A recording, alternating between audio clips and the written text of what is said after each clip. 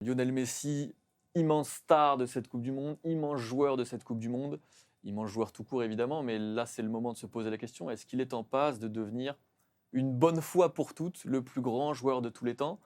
Parce qu'évidemment, s'il y a cette victoire en finale de Coupe du Monde, bah, ça fera 2 Coupes du Monde pour lui, 2 consécutives. Ouais. Et ça le met dans une classe à part, une classe de quelques joueurs, les Brésiliens des années, fin des années 50, début des années 60, les Italiens des années 30. Là, on aura un joueur qui aura gagné 2 Coupes du Monde consécutives et qui surtout aura pesé très très lourd dans ces 2 conquêtes-là. Est-ce que pour toi, Arthur, est-ce que déjà il est pour toi le plus grand actuellement? Et s'il y a cette victoire-là, est-ce que ça entérinera le débat, tout simplement? J'ai fait évoluer ma réflexion dans l'après-midi au fur et à mesure de la préparation de cette émission et j'en ai abouti à la conclusion que c'est déjà le cas en fait. Pour moi, c'est déjà le cas. Euh, Vous avez un joueur qui est donc désormais meilleur buteur de l'histoire de la Coupe du Monde. Alors on verra comment ça va se terminer. Si Mbappé il en met 5 contre l'Angleterre, on verra. Qui est meilleur passeur de l'histoire de la Coupe du Monde. Qui a donc remporté la Coupe du Monde déjà une fois avec l'Argentine, qui a remporté 2 fois la Copa América, si je ne dis pas de bêtises. Euh, et puis, n'oublions pas juste un petit détail, l'aspect club. C'est-à-dire que pour moi, Lionel Messi, c'est le meilleur alliage qu'on ait jamais vu dans l'histoire du club, le meilleur alliage de performance entre foot de club et foot de sélection. C'est-à-dire que c'est une légende vivante de l'un des plus grands clubs de l'histoire, le FC Barcelone. J'allais dire c'est une légende vivante de l'Argentine. C'est l'Argentine aujourd'hui, Lionel Messi. Qu'est-ce qu'il faut de plus en fait pour faire de Messi le plus grand joueur de l'histoire aujourd'hui? Je me suis posé cette question, je n'ai pas trouvé la réponse. C'est deuxième meilleur buteur de l'histoire de la Ligue des Champions, il a 12 buts de Ronaldo, il a un meilleur ratio que lui. Qu'est-ce qui manque? Oui, alors je vais te laisser développer, on peut parler du palmarès de Pelé notamment, mais on peut aussi parler de son palmarès en club. Je veux dire, avec tout le respect que j'ai pour Santos. On vous a fait un petit visuel parce qu'évidemment, c'est difficile de le comparer à d'autres joueurs que Pelé et Maradona, parce que Pelé, c'est 3 Coupes du Monde, dont 2 en ayant joué la finale, c'était en 58-70, il n'avait pas joué la finale 62 pour une blessure, mais c'est le seul joueur à avoir 3 Coupes du Monde. Maradona, c'est une Coupe du Monde en 86, une autre finale en 90. D'un point de vue purement statistique, en tout cas en Coupe du Monde, il est à la hauteur de Maradona aujourd'hui. Mhm. Il y a ses victoires en Copa América. Alors, c'est difficile de comparer la Copa América d'aujourd'hui avec celle du passé, et notamment de l'époque de Pelé, parce que c'était très particulier. Mais Messi, globalement, il a déjà fini le jeu. Là, on va simplement se demander si une Coupe du Monde en plus, ça change quelque chose. Je te rejoins sur ce que tu disais. C'est déjà le plus grand. Simplement, s'il la gagne dimanche, pour moi, il n'y aura même plus de débat, il n'y aura plus d'arguments valables pour les autres. Tout simplement, là, on peut se dire, bah, Pelé, c'est 3 Coupes du Monde, d'accord, mais Messi, il aura tout gagné et il aura tout gagné 2 fois, au moins.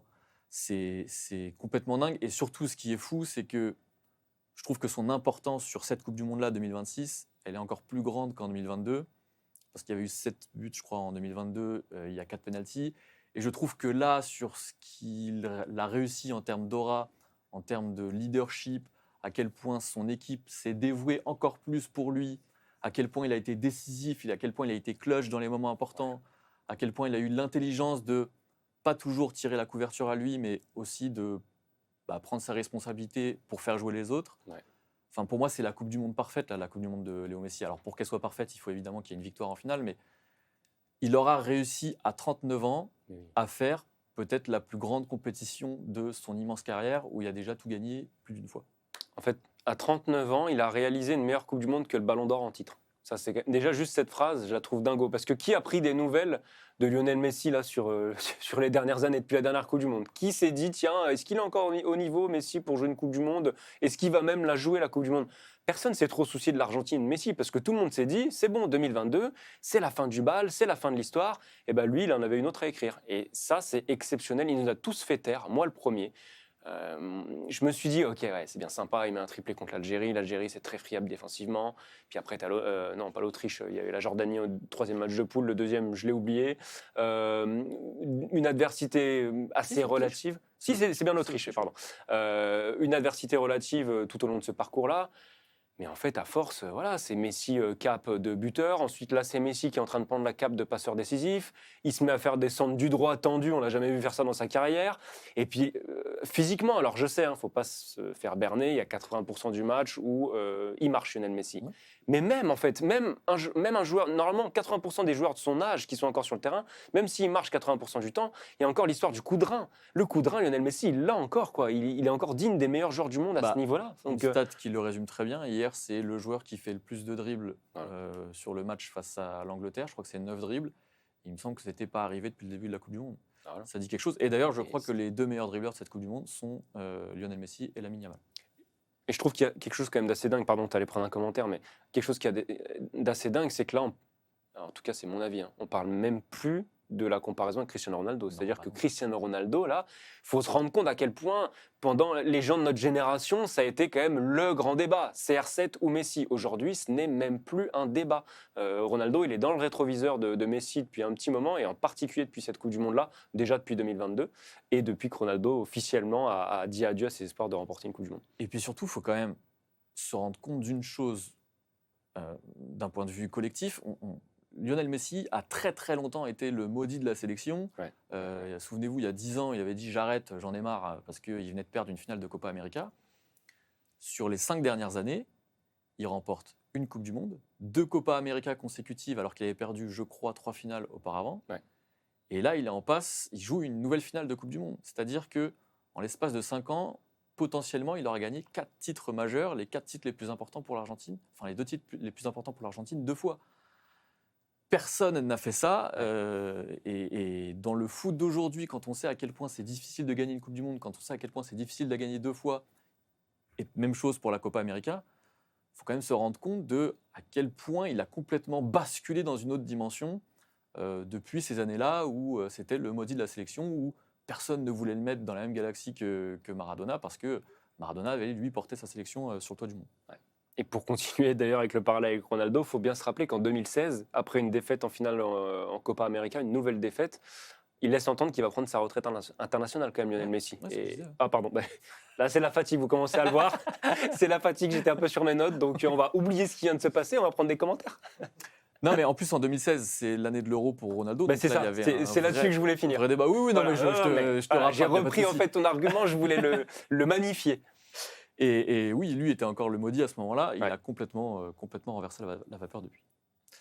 Thomas Boutin qui nous dit pas à la Copa América, les gars, ils l'ont aménagé tous les 2 ans pour que Messi la gagne plus. Alors, effectivement, il y a cet aspect de la temporalité où ça s'est accéléré sur ces dernières années, même si là, ça va revenir à un rythme beaucoup plus normal, on va dire.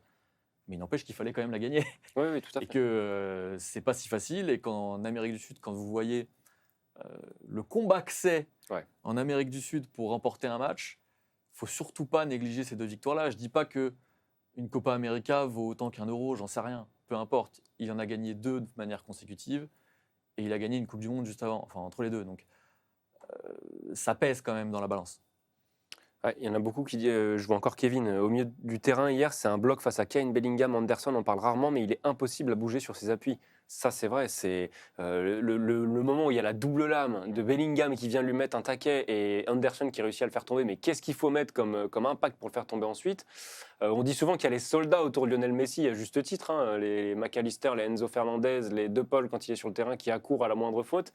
Mais il est encore costaud, l'animal, donc c'est assez exceptionnel ce qui nous montre aussi physiquement. En fait, Lionel Messi, il est complètement affûté, et je crois qu'il disait que ça faisait depuis le début d'année, voire même 1 an, en fait, limite qu'il double ses séances aussi en club, avec notamment Rodrigo De Paul, pour arriver prêt. Il est encore affamé, quoi. Oui, et puis l'aspect qui, lui, ne mourra jamais dans le jeu de Lionel Messi, c'est son intelligence, sa clairvoyance, sa capacité à voir les zones où il doit être. L'Angleterre, à partir de la 70e hier, je pense qu'il ne met plus un pied dans la surface, Messi. Il se désaxe complètement, il est à droite, et puis il va distribuer les caviars, il va chercher les centres, et ça fonctionne. Et je crois j'ai vu une stat passer, alors je ne l'ai plus exactement en tête, mais il y a une stat où il a 10% de la possession de balle de la fin de match, en gros, à peu près au moment où... Là où toute l'Angleterre était dans la surface. Lui, il y a 10% des ballons qui passaient par lui. Et ce que j'ai adoré dans cette Coupe du Monde de Messi, on verra dimanche, mais c'est aussi cette capacité à allumer la lumière par moment. On ne se souvient pas de matchs exceptionnels de bout en bout de Messi dans cette Coupe du Monde. On se souvient de moments où il a décidé d'allumer la lumière pour inverser un scénario. L'Égypte, c'était choquant. Il fait pas un grand match. Longtemps, on se dit contre l'Égypte, c'est pas un super match là qu'il est en train de nous faire. À la fin, il appuie sur le bouton on. Voilà, ça change les choses. Pareil hier, pareil contre. Alors peut-être c'était un peu moins flagrant contre la Suisse. Mais voilà, il y a aussi cette intelligence pour choisir ses moments. Alors après, je pense que s'il pouvait, il les choisirait à d'autres moments enfin, il arrêterait de vouloir être mené avant de réagir à chaque fois. Mais dans l'idée, c'est quand même très fort. Je vois beaucoup de commentaires, il n'y a pas de débat, ça fait longtemps qu'il n'y a plus de débat. Alors je pense qu'il y a aussi un aspect générationnel, Ouais. parce que je sais qu'on n'est suivi que par des jeunes gens dans la fleur de l'âge, mais croyez-moi, il y a beaucoup de gens qui ont vu jouer Maradona, qui estiment encore que Maradona était un plus grand joueur que Lionel Messi, et ça se défend. D'ailleurs, dites-nous, si peut-être qu'il y en a qui sont dans le chat qui n'osent pas le dire, mais n'hésitez pas. Et puis de toute façon, c'est toujours l'éternel débat. C'est quoi le plus grand joueur? Nous, on a beaucoup parlé de palmarès, de buts, d'accomplissement. Pour certains, ça va plus être l'esthétique. Et alors là, si c'est ça, le plus grand joueur, moi, je rejoins les pros Maradona. Les images que je revois de Maradona me font beaucoup plus vibrer que celles que je vois de Lionel Messi. Mais quand vous prenez le package global, Messi réunit quand même beaucoup. Mais on est obligé de prendre d'éléments. le package global. Bien pour sûr, juger. vous ne pouvez pas prendre juste un élément.